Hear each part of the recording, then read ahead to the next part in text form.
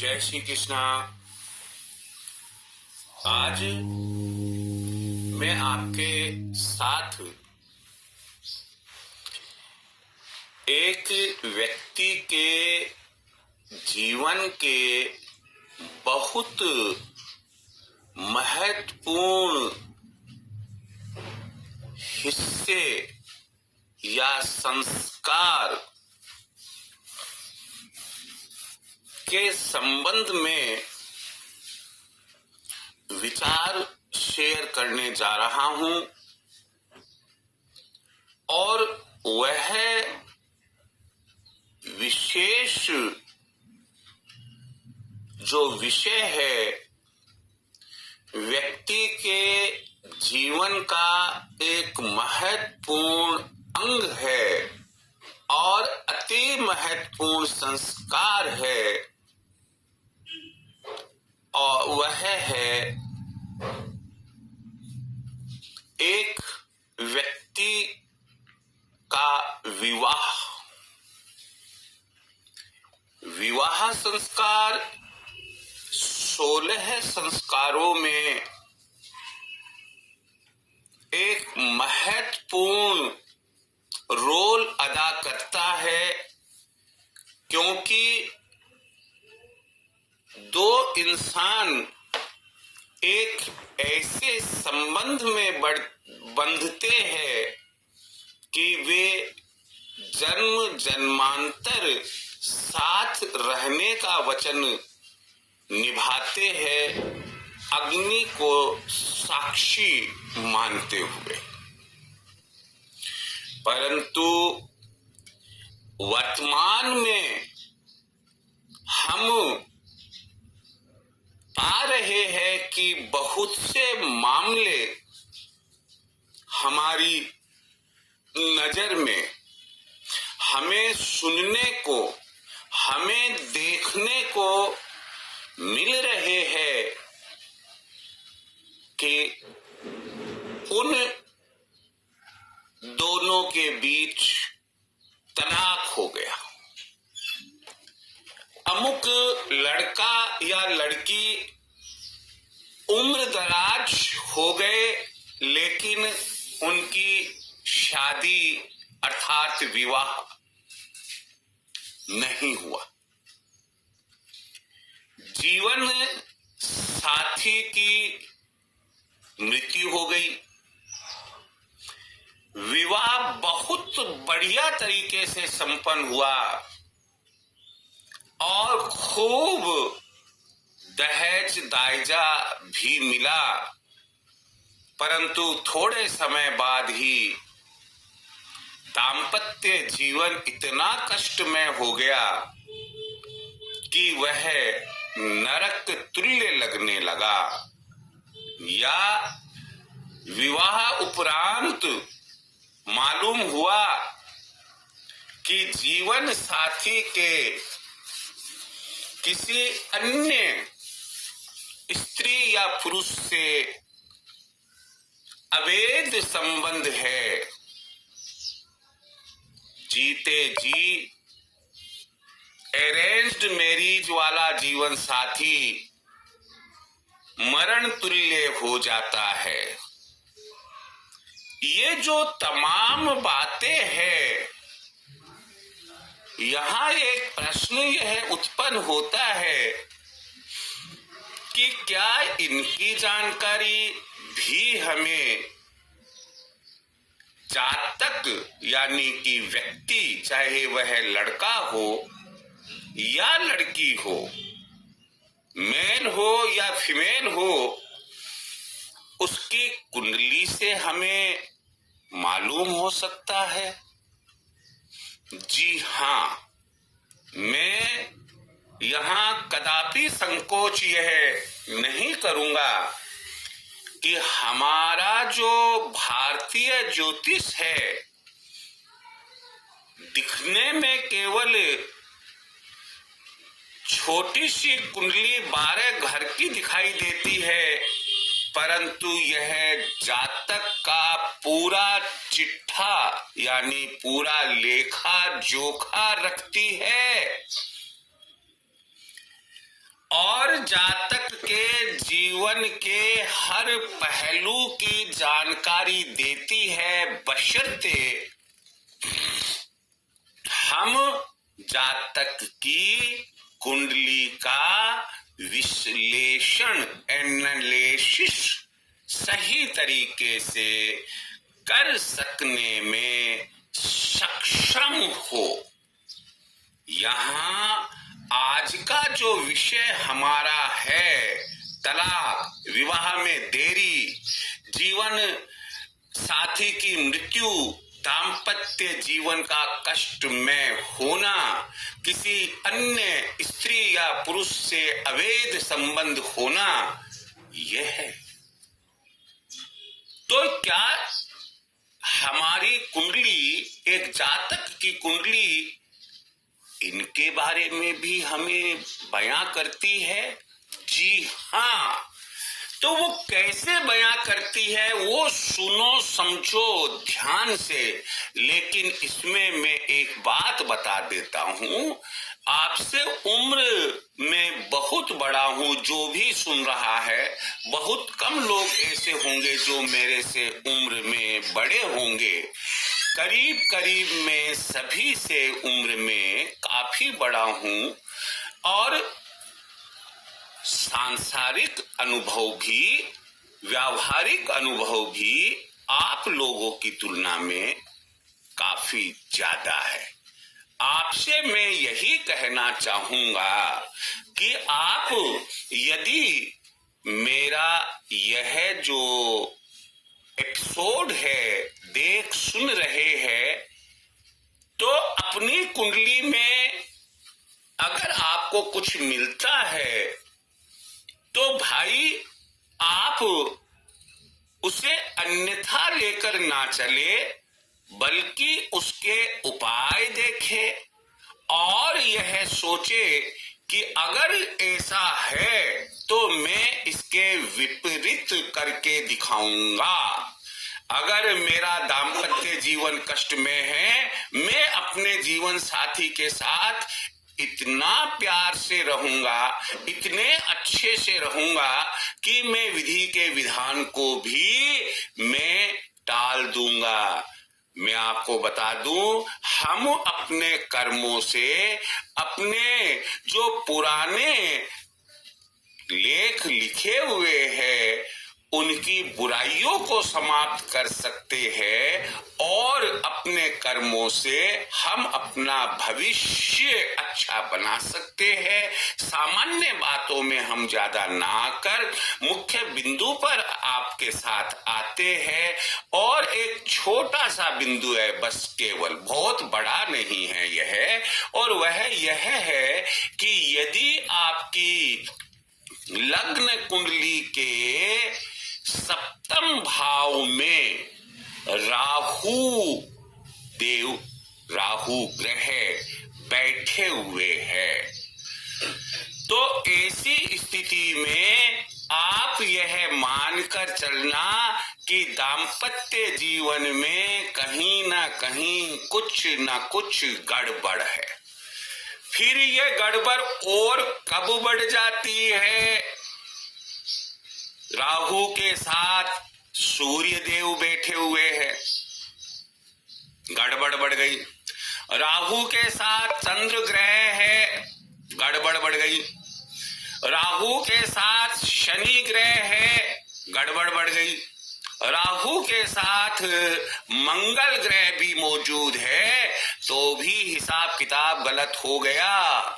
कहने का मतलब अकेला राहु या राहु की युति, राहु सूर्य, राहु चंद्र, राहु सूर्य चंद्र, राहु शनि, और कई बार ऐसा भी होता है कि राहु सूर्य चंद्र शनि ये हो। और कुछ की कुंडली में यह भी पाया जाता है कि राहु सूर्य चंद्र शनि और मंगल सब के सब दाम्पत्य भाव में बैठे हुए हैं। भाई मुझे एक बात बताओ कि एक घर में अगर एक कोई गलत व्यक्ति आ जाता है और वो अपने आप में पूरा समर्थ है घर को तोड़ने फोड़ने में, हमें बर्बाद करने में, अब यदि 2 या 2 से अधिक गलत व्यक्ति आ जाए तो सोच लो कि हमारे घर की स्थिति क्या होगी। यही बात दाम्पत्य जीवन के लिए जो कुंडली में सप्तम भाव बना हुआ है वह सप्तम भाव की हो जाएगी। नतीजा या तो तलाक है या विवाह में, अगर कुंवारे हो आप तो विवाह में देरी हो रही है, शादीशुदा है या तो जीवन साथी बहुत दुख तकलीफ में मरण तुल्य स्थिति में, यानी कि उनका स्वास्थ्य बड़ा ही गड़बड़ चल रहा है और वो मरण तुल्य स्थिति में है, या बाद में दाम्पत्य जीवन इतना कष्ट में चल रहा है कि आप हमेशा ये सोचते हो अरे यार इससे शादी नहीं होती तो मैं अच्छा था या अच्छी थी।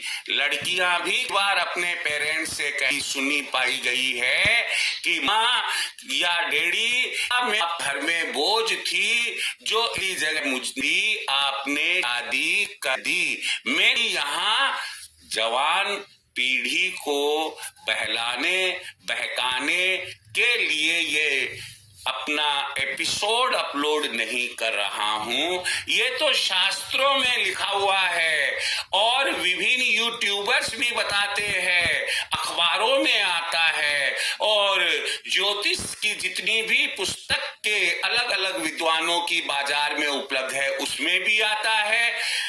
मैं नहीं बताऊंगा, आप पुस्तक लेकर पढ़ लेंगे, आप गूगल पर जाकर पढ़ लेंगे।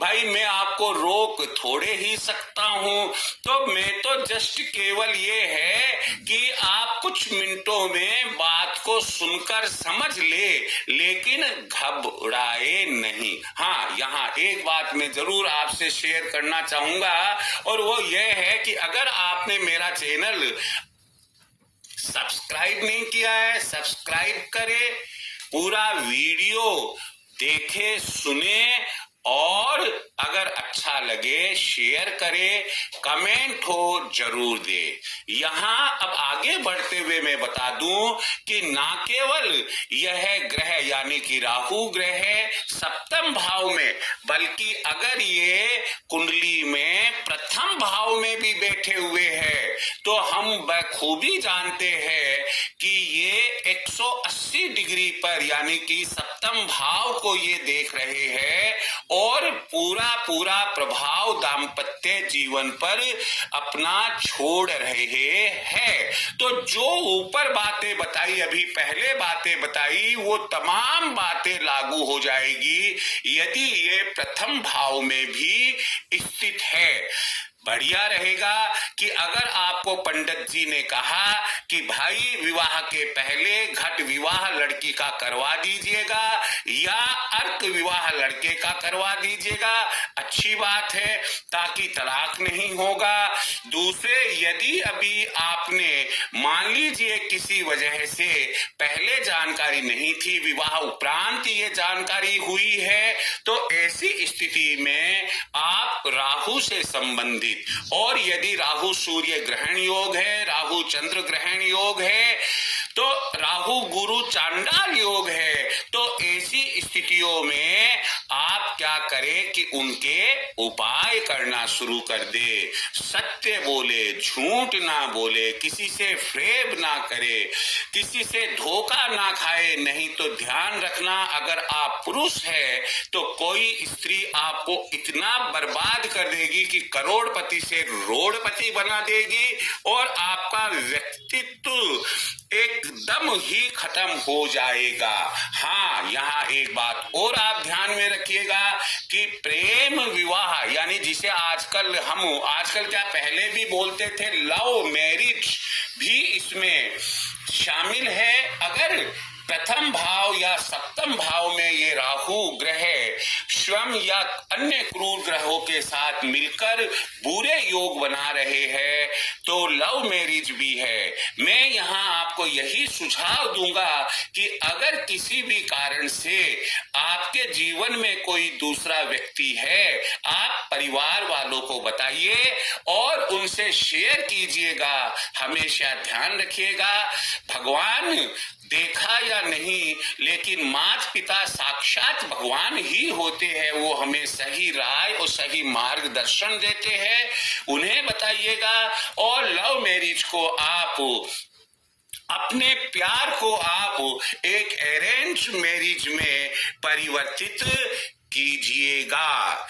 यहाँ आप हमेशा ध्यान रखिएगा कि ये जो प्रथम और सप्तम भाव के लिए मैं जो बात बताने जा रहा हूं, माना जाता है कि जो जातक है वह जातक चरित्रहीन होगा। तो अगर आपको भी ऐसा लगता है कि कहीं आपके चरित्र में कुछ फर्क पड़ रहा है, शराब पीने का शौक हो गया है, गाली देने का शौक हो गया है, जुआ खेलने का शौक हो गया है, अब जब आपको ये मालूम हो गया कि मैं खुद नहीं कर रहा बल्कि जो मेरे बुरे ग्रह है वो मुझसे करवा रहे हैं, तो मेरे भाई आप इन चीजों को छोड़िए ना।